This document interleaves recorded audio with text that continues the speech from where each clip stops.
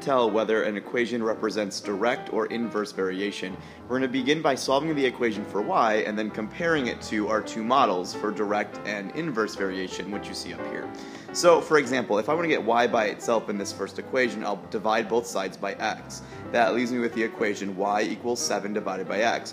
And I can see that that looks very much like the inverse variation equation. So this, in fact, is an inverse variation problem.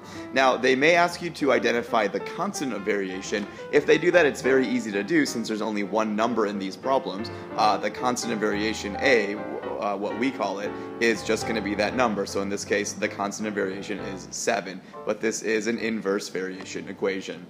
Next up, I want to solve for y, so I'll subtract 3 from both sides, and I end up with y equals x minus 3. Now that doesn't look like either the inverse or the direct variation model, so in fact this shows neither, or neither if you prefer.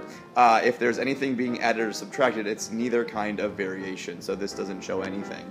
And last up, while at first glance it may look like another inverse variation problem because of that division, remember you can't make that judgment call until you have y by itself. So in this case, begin by multiplying both sides by 4 to get rid of that divide by 4, and I end up with this equation, y equals 4 times x. That looks like the direct variation model, where it's y equals a number times x. So this shows direct variation.